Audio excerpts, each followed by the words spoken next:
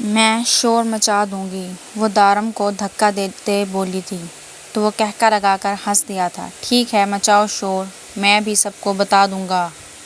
بیوی ہے میری، وہ اس کے گال پر ہاتھ کی پشت پھیرتے بولا تھا۔ زنیا نے اس کا ہاتھ جھٹکا تھا۔ خبردار جو مجھے ہاتھ لگایا تو۔ وہ پیچھے ہوئی تھی۔ ٹھیک ہے، تمہیں ہاتھ نہیں لگاتا، پھر تمہارے شوہر کو لگا لوں گا۔ وہ پیچھے ہٹتا اپنی جیپ کی طرف بڑھا تھا۔ آپ انہیں کچھ نہیں کہہ سکتے، وہ تیزی سے بولی تھی۔ کیوں نہیں کہہ سکتا؟ تمہیں حاصل کرنے کے لیے میں کچھ بھی کر سکتا ہوں، وہ اس کی طرف پلٹ کر بولا تھا۔ اس کی آنکھوں میں ایک عجیب سی کشش تھی جن سے فوراً زنیا نے نظریں چرائی تھیں۔ میں تم جیسے گنڈے کے ساتھ کوئی رشتہ بنانے کا سوچ بھی نہیں سکتی، سمجھ آئی تمہیں؟ وہ آپ سے تم پر آ گئی تھی تو میری جان، یہ سوچنے میں بہت دیر نہیں کر دی آپ نے؟ وہ بالوں میں ہاتھ پھیرتے طنزیہ مسکرا کر بولا تھا۔ میں اپنے شوہر سے بہت محبت کرتی ہوں، کیا تمہارے لیے یہ کافی نہیں ہے؟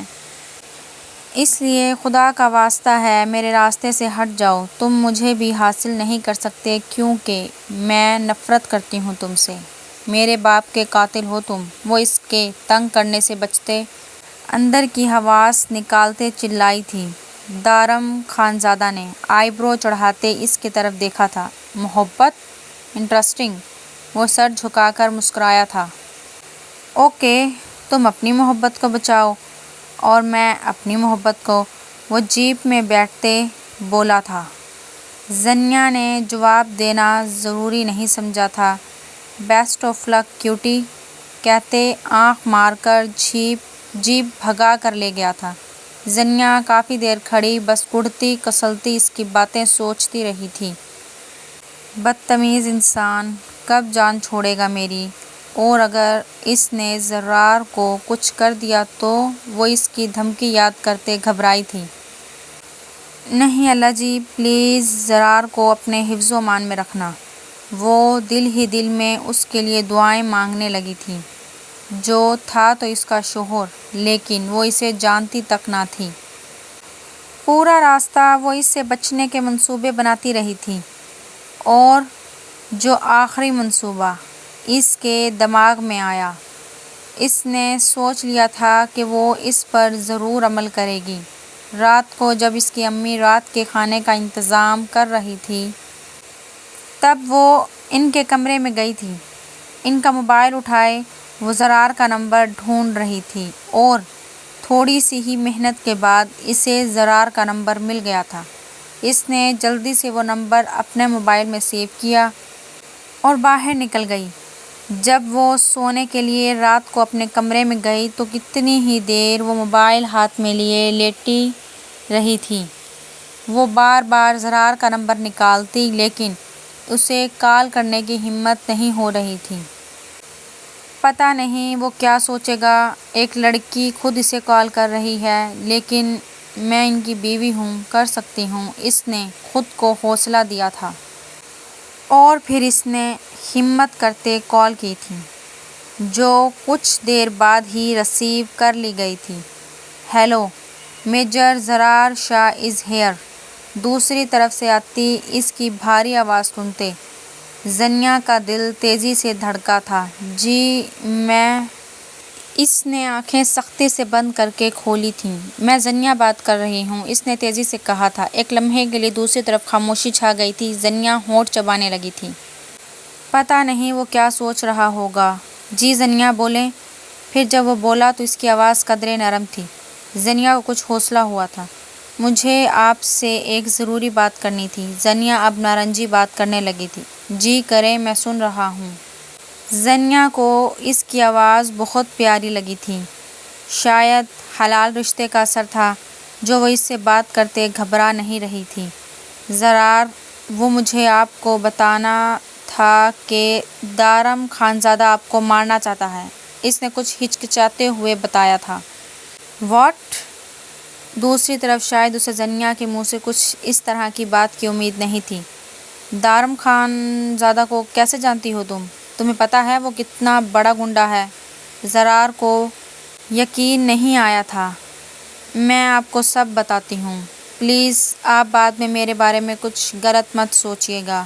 وہ ابھی اٹھ کر بیٹھی تھی۔ زنیا میں تمہارے بارے میں کیوں کچھ غلط سوچوں گا؟ تم بتاؤ مجھے سب۔ زرار کا لہجہ اب دوبارہ سے نرمی لیے ہوئے تھا، تو وہ حوصلہ کرتی اسے سب بتانے لگی تھی کہ کس طرح اس کے بابا کا قتل دارم خانزادہ نے کیا تھا، اور اس طرح وہ اس کے پاس گئی تھی اور اب وہ اسے بلیک میل کر رہا تھا۔ اس کی بات مکمل ہونے کے بعد کافی دیر تو وہ کچھ بولا ہی نہیں تھا۔ زرار، آپ کچھ بول کیوں نہیں رہے؟ وہ آپ کو اتنا کہہ کر چپ ہو گئی تھی۔ آپ کو میری اتنی فکر ہے، اسے میں کیا سمجھوں؟ دارم خانزادہ ابھی بھی مسکرا رہا تھا، جو کہ اس کے شریر لہجے سے پتہ چل رہا تھا۔ زرار، میں سیریس ہوں، اس نے ناراضگی سے کہا تھا۔ اوکے اوکے، تم بے فکر رہو، میجر زرار کو مارنا اتنا آسان نہیں ہے، پوری فوج آ جائے گی دارم خانزادہ کو اٹھانے۔ اب وہ کچھ سنجیدہ ہوا تھا۔ لیکن پلیز آپ اپنا خیال رکھیے گا، اس نے پھر سے کہا تھا۔ کیا میں اسے محبت سمجھوں؟ زرار نے خوبصورتی سے سوال پوچھا تھا۔ ایک لمحے کے لیے وہ گڑبڑائی تھی۔ محبت؟ یہ جذبہ تو بالکل نیا تھا، وہ تو جانتی بھی نہیں تھی یہ سب کیا ہے، لیکن زرار سے بات کرتے جیسے اس کا دل دھڑک رہا تھا۔ یہ کچھ نیا ضرور تھا، محبت نہیں ہے، ایک بیوی کی اپنے شوہر کے لیے فکر ہے۔ پھر وہ اپنے دل کو ڈپٹتے بولی تھی، اوکے بیوی، اب یہ شوہر نامراد آپ کے لیے اپنی جان کی حفاظت کرے گا۔ اس نے مسکرا کر کہا تو دوسری طرف زنیا کے لب بھی مسکرائے تھے، اور پہلی بار ان دونوں نے 1 بجے تک ایک دوسرے سے بات کی تھی۔ اگلے کچھ دن دارم خانزادہ کی طرف سے خاموشی چھائی رہی تھی۔ آج وہ کالج آئی تھی تو سب سے پہلے وہ رباب کا بازو تھامتے اسے قدرے سائٹ پر لے کر گئی تھی، جہاں اسٹوڈنٹس بھی کم تھے۔ رباب، تم نے اس دن مجھے کسی گنڈے کے پاس بھیجا تھا، وہ غصے سے بولی تھی، کیونکہ جس دن سے اسے دارم خانزادہ کی سچائی پتہ لگی تھی، اس دن سے رباب سے ملاقات نہیں ہوئی تھی۔ کس گنڈے کا پتہ دیا تھا؟ اس نے ناسمجھی سے پوچھا تھا۔ یہ تو تم بتاؤ نا مجھے، کیوں، کیا تم نے یہ شرم نہیں آئی تمہیں اپنی دوست کو اس طرح سے ٹریپ کرتے ہوئے؟ تم نے میرے ساتھ جھوٹ بولا اور مجھے دارم خانزادہ کے پاس ہی بھیج دیا۔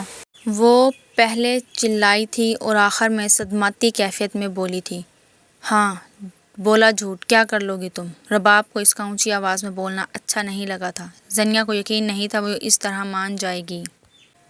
اسے لگا تھا وہ ایکسکیوز کرے گی، کہے گی یہ سب اس نے جان بوجھ کر نہیں کیا، لیکن اس نے تو فوراً مان لیا تھا۔ کیوں کیا تھا تم نے یہ؟ اس نے بے یقینی سے پوچھا تھا۔ تمہیں پتہ ہے زنیا، تم اٹینشن سیکر ہو۔ کالج میں جہاں تم ہوتی ہو وہاں کوئی اور نظر نہیں آتا، اور ہر کوئی صرف تمہاری ہی تعریف کرتا ہے۔ زنیا گڈ لکنگ ہے، زنیا ٹاپر ہے، زنیا میں یہ کوالٹی ہے، زنیا میں وہ کوالٹی ہے۔ میں اس سب سے تھک گئی تھی۔ اس سے پہلے میں تمہارے ساتھ مخلص ہی تھی، لیکن تمہارے ساتھ ہوتے ہوئے میری ذات مائنس ہونے لگ گئی تھی۔ اس کے بعد پھر تمہارے بابا کی ڈیتھ ہو گئی تو سب کی ہمدردیاں تمہارے ساتھ ہو گئیں، جو مجھے برا لگتا تھا۔ آخر میرے ہوتے ہوئے کوئی کسی اور کو اتنی توجہ کیسے دے سکتا ہے؟ اس لیے بھیجا تھا میں نے تمہیں وہاں، تاکہ پھر تم کبھی بھی سر اٹھا کر نہ چل سکو۔ وہ لوگ تمہارے ساتھ وہ سب کریں گے جس لڑکی پر سب کو فخر ہے، اس سے سب نفرت کرنے لگیں۔ وہ اپنی نفرت میں نہ جانے کیا کیا بولتی جا رہی تھی۔ زنیا کی آنکھوں میں آنسو آنے لگے تھے۔ یہ اس کی دوست تھی، اس کی بچپن کی دوست۔ ٹھیک ہے، آج سے میں تمہارے ساتھ کہیں نظر نہیں آؤں گی۔ غلطی آئندہ کے بعد میں اسے سمجھ نہیں آ رہا تھا وہ کیا کہے۔ اپنے آنسو ضبط کرتے وہ بس اتنا ہی بولی تھی اور وہاں سے بھاگ گئی تھی۔ رباب نے سر جھٹکا تھا۔ اس رات کے بعد زرار اور زنیا کی انڈرسٹینڈنگ بہت اچھی ہو گئی تھی۔ اب وہ دونوں گھنٹوں فون پر باتیں کرتے تھے، کالز کرتے تھے، میسیجز کرتے تھے۔ ان دونوں کی صبح ایک دوسرے سے ہونے لگی تھی اور پھر رات بھی ایک دوسرے سے بات کرتے گزرتی تھی۔ ابھی تک دونوں طرف سب پرفیکٹ تھا۔ آج بھی وہ بیٹھی ہوئی تھی جب امی اس کے کمرے میں آئی تھیں۔ زنیا، تم سے ایک بات کرنی تھی۔ وہ آ کر اس کے پاس بیٹھی تھیں۔ جی امی، اس نے پاؤں سمیٹے تھے۔ زنیا، تمہارے سسرال والے چاہتے ہیں کہ تمہاری رخصتی کر دی جائے۔ تم کیا چاہتی ہو؟ انہوں نے بتایا تو زنیا زرار کی باتیں یاد کرتے مسکرائی تھی۔ امی، جیسے آپ کی مرضی، اس نے فرما برداری سے کہا تھا۔ خوش رہو میری بچی، پھر میں انہیں کہتی ہوں آ کر تاریخ رکھ جائیں۔ ان کی بات پر اس نے اثبات میں سر ہلایا تھا۔ پھر وہ چلی گئی تھی، لیکن زنیا زرار کو یاد کرتے کافی دیر مسکراتی رہی تھی اور پھر سب بہت جلدی ہوا تھا اور زنیا کی رخصتی طے ہو گئی تھی۔ تبھی ایک دن اسے کال آئی تھی جو کہ وہ دیکھتے ہی پہچان گئی تھی کس کی ہے۔ اب بھی اس نے غصے سے کال اٹینڈ کی تھی۔ ہیلو میری جان، کیسی ہو؟ دارم خانزادہ کی آواز سنتے اس کے ماتھے پر بل پڑے تھے۔ کیا مسئلہ ہے تمہارے ساتھ؟ کیوں پیچھے نہیں ہٹ جاتے تم؟ وہ غصے سے بولی تھی۔ تم میری ہو جاؤ، میں آج ہی تمہارا ہو جاؤں گا، اس نے ایک ادا سے کہا تھا۔ مجھے تم سے شادی نہیں کرنی، پلیز میرے راستے سے ہٹ جاؤ، اس نے التجا کی تھی۔ اگر میں پیچھے ہٹ جاؤں تو بدلے میں مجھے کیا ملے گا؟ دارم خانزادہ نے چیلنج کیا تھا۔ اتنا کچھ دیا تو ہے میں نے آپ کو، آپ وہ رکھ لیں، اس نے بھی اسے لالچ دیا تھا۔ وہ کہکا لگا کر ہنس دیا تھا۔ خود کو دو تو بات بنے گی نہ جانا، اس نے ہنستے ہوئے کہا تھا۔ تو زنیا نے غصے سے موبائل بند کیا تھا۔ کیا جاہل انسان ہے، اس نے غصے سے کہا تھا۔ اور پھر زنیا نے دارم کی کسی بھی بات کو سیریس لیے بنا زرار شاہ سے شادی کر لی تھی۔ آج اس کی رخصتی تھی۔ وہ دلہن بنی اس کے کمرے میں بیٹھی تھی، ایک ایسا انسان جسے وہ بہت زیادہ نہیں لیکن کافی حد تک جاننے لگی تھی، لیکن آج تک اسے دیکھا نہیں تھا۔ وہ سر جھکائے بیٹھی تھی۔ جب وہ اندر داخل ہوا تھا تو زنیا کا سر مزید جھکا تھا۔ وہ لمبے لمبے ڈینگ بھرتا اس کے قریب آیا تھا جو سر جھکائے بیٹھی تھی۔ السلام علیکم، زرار نے پاس بیٹھتے سلام کیا تھا اور زنیا کو لگا یہ آواز اس نے کہیں سنی ہوئی ہے۔ اس نے چہرہ اٹھایا تھا اور وہیں وہ ساکت ہو گئی تھی۔ بلیک شیروانی پہنے، بالوں کو اچھے سے سیٹ کیے، بالوں کی نئی کٹنگ کی گئی تھی اور مونچھیں بھی ہلکی ہلکی سیٹ کی گئی تھیں۔ وہ بالکل اس کے سامنے بیٹھا تھا۔ دارم خانزادہ، اس کے منہ سے بمشکل نکلا تھا۔ کیسا لگا سرپرائز بیبی؟ اس نے شوخ لہجے میں پوچھا تھا۔ زرار کہاں ہے؟ اس نے گھبرا کر پوچھا تھا۔ زنیا کو لگا شاید اس نے زرار کے ساتھ کچھ کر دیا تھا۔ میں نے کہا تھا کہ میں تمہیں حاصل کر لوں گا، اور دیکھو، اس نے ہنستے ہوئے کہا تھا۔ کون ہو تم؟ زنیا نے گھبراتے ہوئے پوچھا۔ اگر اصل نام بتاؤں تو زرار شاہ نام ہے میرا، ایک میجر آرمی آفیسر ہوں۔ اس نے اپنا تعارف کروایا تو زنیا کی آنکھیں مزید پھیلی تھیں۔ جھوٹ بول رہے ہیں نا آپ؟ وہ یہ سب سچ نہیں ماننا چاہتی تھی۔ میں سچ کہہ رہا ہوں، میں جھوٹ کیوں بولوں گا؟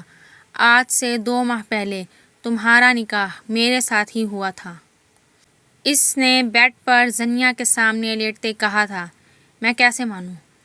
وہ ابھی بھی ماننے سے انکاری کر رہی تھی۔